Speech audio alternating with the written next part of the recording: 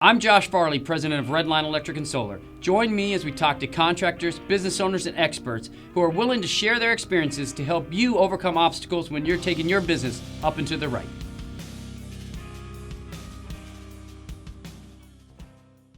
Hey, thanks for watching. Today we're with Rebekah Morris, the president of the Arizona Builders Exchange. Hey, thanks for coming in. Thank you for having me. Yeah, tell us what you do and who you do it for. Sure. I do it for the Arizona construction and design industries. I am the president and owner of the Arizona Builders Exchange.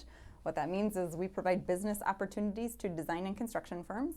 So everybody from infrastructure contractors, engineering firms, architecture firms, anybody looking to grow their business in construction, especially commercial and infrastructure, they look to us to find the project opportunities, to find the business opportunities, and then they pursue them and they go build their business. So if I need more business, I can come to you and get opportunities to do that. Correct, yeah. What do you do for new customers? For new customers, we make sure that they get value, right? So at the end of the day, my job is to make sure that we are designing products and services that fit the needs of the market. So we look at what does the market need. I look at strategy, I look at opportunities, always looking to grow our own business. Right. That's what we do. Make sure that the staff and the talent is in the right position to perform and execute and make sure that our customers are happy. Got it. What was the last straw? What did it take for you to just say, screw it, I'm starting my own business? So I wanted to read it. I wanted to be my own customer. So when I was moving to Arizona from Oregon back in 2010, really not a good time to be looking for a job. Right. My degree is construction engineering, and in 2010, my job prospects were slim to none. And I needed a job. I'm a construction engineer. So I was moving from Portland to Phoenix. And I said, all right, well, I'm moving there. I need to know who's got the work because I know my transfer's not going to go through. Right. I was working for a top 5 general contractor as an engineer. And I said, okay, well, who's got the work? Because 2010, it's not a good place to be looking for a job. So I need to be educated with my job search. And I just tried to find exactly what I do now. Who's got the work? What's happening in the market? So my go, no go looked something like this. I said, well, I really need to find a job. That's my personal situation. So what happens if I want to read this, maybe somebody else does too. So I looked at it and said, okay, well, what's the worst that can happen? I will blow through my savings. I will give it everything I've got, and I will know who's got the work, and I will go hit them up for a job. Right. And I was like, well, if that's the worst that can happen, it's a go. No risk, right? Win-win. Low risk, Low right? risk. Yeah, I was 28, and there was a low risk. I have a high risk tolerance. I started in just went for it. 2009. I started my business, and I had two kids, and it was I remember those times were awful. It's not. But at the same time, you're at the bottom. There's no other place to go but up. Absolutely. Yeah. So 2009 was awful. 2010 wasn't much better. So what were some of the struggles that you guys had, or what you had in the beginning that you look back and go, man, I wish I would have done? I wish I would have taken more business classes. Right. I mean, I know how to build. I know how to engineer. I don't know much about the actual business operations. Right. So every little step you grow, you have a new set of challenges, right? Employees, suddenly you need to worry about workman's comp. You need to worry about taxes. Taxes are huge. So all the business operations things, every time I got a little slap on the hand, I just thought, really wish I would have took more business classes. Right. The actual business, and then marketing and sales. We provide a product for marketing and business development professionals, but yet I had to learn all the marketing of my own company myself. Right. Like, how do you market to customers? Like, who are your customers? Contractors. Contractors. But how do you get them to buy your service? Exactly. How do you find the right people? How do you find the right organization? We sell to companies. We do not sell to consumers. Right. So we're looking at a B2B sales model, a marketing and sales model. Okay, who's the right person within the organization? We always have to find the right, businesses operate differently. So in one company, it could be an operations manager, and in a different company, it could be the estimating or pre-construction manager. Other people, marketing, business development, all those different roles and titles, they're all slightly different, slightly nuanced, different models, different people we have to sell to, and what's important to them, and do we even match up? Some people, if they're really established in the market, they have this perception, or they're very convinced that there's nothing I can do for them. Right. Can't add any value. Okay, well, there's no need there. We're not going to pursue that sale. We just move on. Do you have an employee face? Do you have any kind of advertisement for employees? Do employees read the production, or is it a production? Do our employees read the magazine? potential employees for these contractors, do they read the magazine? Do they Sure. see who's in the market, like who's looking? Because Absolutely. you were looking for a job, you're like, Right. where do I go? Who do I go? So Right. does this provide an employee resource? It does, definitely. Right now, the digital magazine is kind of our bread and butter. That's what we do. It's what everybody knows us for. Okay. That's read by about 3,500 professionals, industry professionals in Arizona. So absolutely, people do market to potential employees through the magazine. Gotcha. They definitely do that.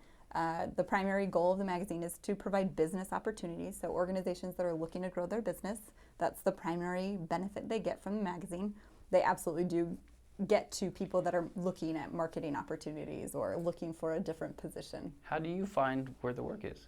Oh, that's the secret I sauce. mean, it is the That secret. is the Don't secret tell. I mean, don't tell them. sauce. But I mean, I'm sure you have a team that helps do. you, and Yeah. So our staff is about 8 people, 8 Right. full-time employees.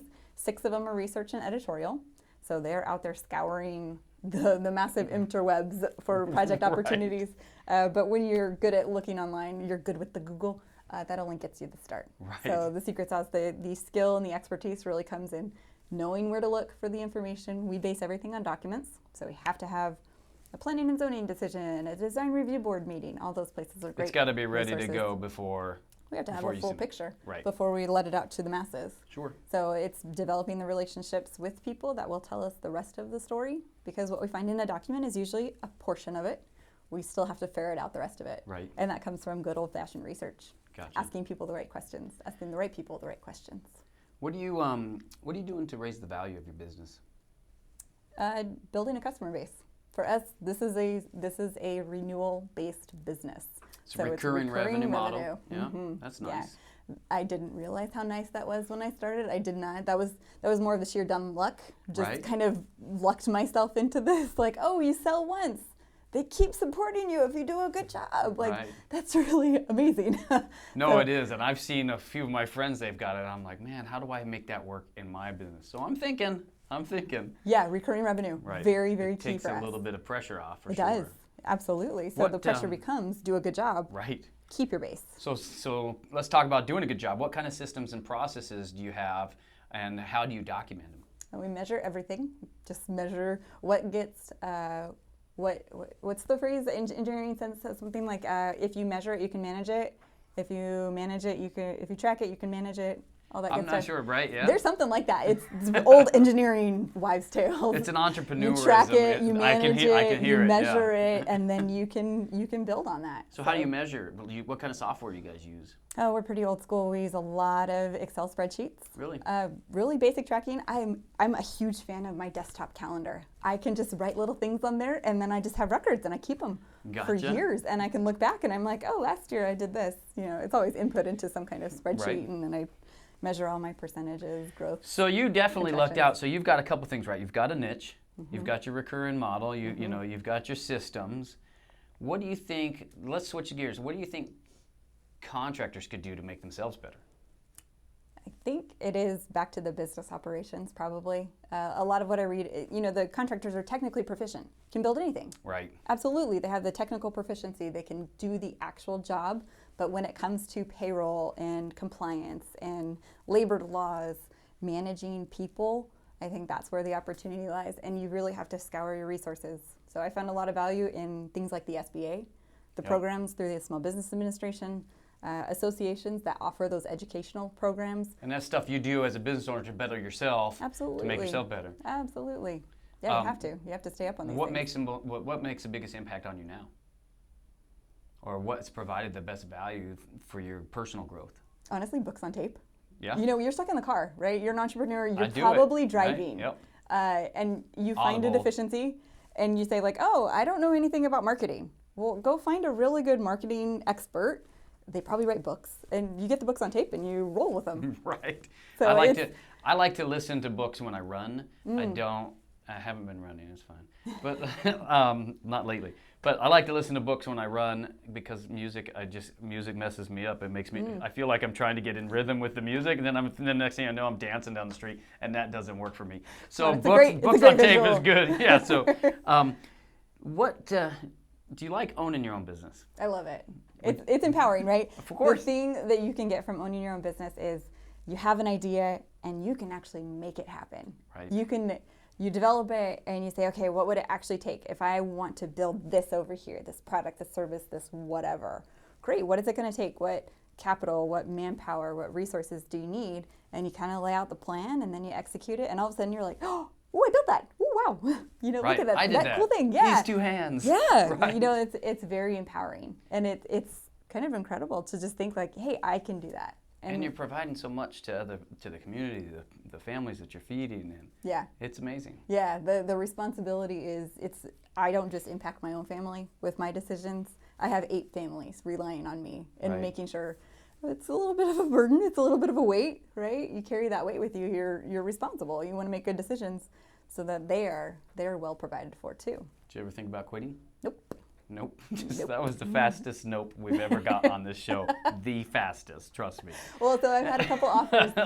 When I first started, I didn't know how to do a market research analysis. I didn't know what a feasibility study was for business. So Am I supposed to know what that is? So you hire some really overpriced consultant that says, hey, there's a real need for your business. You should do that. I didn't know how to do that. So what I knew how to do was work. And so I put my product out there and I gave it away for free for 10 issues. It's a newsletter. Right. It's a business newsletter. And I gave it away for 10 issues. And I did it once a week and it was just me. And around week 4, I had somebody call me and they were like, I have no idea who you are. I have no idea what you're trying to do, but put me on the list while it's free. And you're just starting out. I was 4 weeks in and I was like, I almost drove off the road. I was like, oh, it's so exciting. Somebody wants to know what we do, And then week 5, I had somebody call and say, I have no idea who you are. I have no idea what you're trying to do, but we should go have coffee. And so she invited me to coffee. We went and talked and she goes, well, you should come do that for me. She thought I had a good idea and she offered me a job. Wow. And, that's a huge win as like I'm 5 weeks in. Little credibility or just a really big ego boost. Like somebody thought my idea had a little bit of merit. Right. But I still told her no because I had to know if it was good enough to stand on its own. Yeah. Had to know if it was. You ever think about quitting? No. It was the fastest. Okay, well what if you didn't do this, what would you do? I'd be an engineer. Yeah? I might have made it to project manager by now. If you'd have just stuck your nose to the grindstone, right? That's funny. Let's think, what keeps you up at night? The typical business concerns, right? I'm what's worried the about typical- sales. I'm yeah. worried about cash flow. I'm worried about employees. You take on, as a business owner, you take on their burdens, For right? sure. If you're worried, if they have personal life issues, right? Life happens to all of us. So if they've got some kind of crisis in their family, if they've got some kind of issue outside of work, I take that on in some small way. I'm Right. worried about that. I want to make sure they're okay. I want to make sure that they're okay so that they can still come in and do a good job for me. Right. For all of our customers. For sure. I'm worried about my customer base succeeding. Right. I'm in business because I want to provide business opportunities to them. We need to make sure that they use our products and services or they're never going to renew with us. So we need to stay engaged. Need to make sure we're providing good quality. Well, I think that's a lesson for everybody. Stay engaged. Absolutely. Some of the best things I do is just calling customers, and even when I don't, especially when I need work. Like right now we're busy, but when you don't have any work, picking up the phone and talking to people is the biggest way to round up some stuff. It is. What are some things that you would have done differently when you first started? That's a very good question. I think I would have taken a lot more sales courses. Would have really invested understanding the sales process. For years and years and years, we needed to take the time to figure out what we did. Because I didn't know how to produce a newsletter. I didn't know how to write. I didn't know how to set up a website or anything. I didn't know anything about these things. So I figured out the operations side first, and then I started working on the marketing and the sales end. And maybe I should have focused on the marketing and the sales end at the same time. And then trying to build it. I couldn't imagine just starting a business in something I had no idea what to do. Hey, nobody else is doing this. Maybe I should do it. Right. That's the entrepreneur, though. Squirrel. We all oh, nobody's doing that. There's an opportunity there. Right. We all want to run towards the opportunities. Whether it's good or bad, we don't know. We're willing to take the risk. We are. Now I'm thankful that our focus is so lasered in. We have a very slim focus. We have a very narrow focus. Does it provide business opportunities to our design and construction clients? Right. If it doesn't, you let it go. There's great opportunity. There's great ideas out there. If they don't fit that very, very narrow question of, is this going to help them build their business? then you let it go. Right. And that has helped us a lot. A lot of people are, Just my take a staff deep knows to breath, ask that question. Let it go. And if you can't fully develop how that helps them build their business, it's just a no. Well, and that's the other thing about owning a business. You can say no whenever you want. Sometimes we don't do it when we should, but that's probably one of the most important words to have in your language as far as a business owner. No, we're not. That's not what we do. Yeah. We won't succeed for you. Yeah, we won't do a good job for you. Somebody comes to me and says, hey, I really need to know about residential. I will happily refer you to the 3 people that do it very, very well. You want to talk commercial and infrastructure, that's us. We don't touch residential. Right. Something so simple as that. Keeps us focused. Keeps us on track. That's awesome. What changes do you see happening in the commercial construction industry? So what I see happening in the future, projecting out 6, 12, 18 months, I project a little bit of a slowing. So right now everybody is super busy, Right. really trying to execute the work that they have in the door already. Sometimes schedule's starting to slip a little bit. Manpower is always an issue. That's been an issue for like a couple years now. What I project seeing is a little bit of an easing, maybe a foot off the gas. Gotcha. No braking. We're not trying to slam the foot on the brakes or anything like that. It's just going to be a little bit of an easing of the pressure that people are under right now. God, we could use some easing on pressure right now. What we do see, anecdotally, we're seeing projects get canceled because the subcontractor prices are coming in over budget and they can't get subs to bid it. Gotcha. So we're seeing a lot of struggles on the general contractor level just to get coverage and scopes. And I project that, onesie twosies are being canceled because the prices are so far out of whack. Right. The budget or the project was planned a couple years ago, 2-3 years ago. Had a budget at that time. Going out for bid right now, Totally different. you are not getting anywhere near your budget. Right. A 3% escalation year over year did not cover that. Right. And that combined with you can't get materials, you can't get manpower, your schedule is nowhere near. You thought it was a 12-month job, it's like 15 months now. All those issues are starting to compound, and I think that onesie twosies will be canceled. Right. And then that will just lead to a little bit of an easing. What do you think a contractor should put in place to manage that? Or maybe expect as far as what do you think they should do? Just really good talent, right? Yeah. It's really strong operations, manage your staff, make sure that you're engaged, back to the engaging with your customer base at the general contractor level. You need to stay engaged with your subs. You need to be calling and making sure, hey, I have this project coming in a couple months. Are you going to have the manpower? Are you going to be able to perform? Are you going to bid the job? All those questions, they need to stay engaged with the subcontractor level just as much as subs do to the generals, and back and forth. Well, awesome. So tell us about how people get a hold of you. What do you guys got going on? Sure. Best way is our website, azbex.com. You can always get our phone numbers on there. I do put our entire staff contacts up there, so it's really specific. And there'll be a link right here. The link right there. That's awesome. And then we do have one new event next month, so July 17th. We're calling it ASBEX Connects.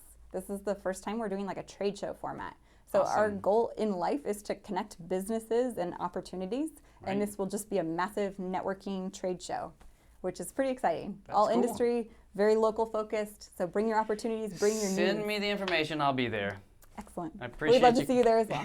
I appreciate you coming in. Thank you so much. Thank you so much for being here. Great to see you. Hey, thanks for tuning in. If you like what we're doing here, subscribe to our podcast at iTunes, Google Play, or Stitcher, and to our YouTube channel to see more episodes.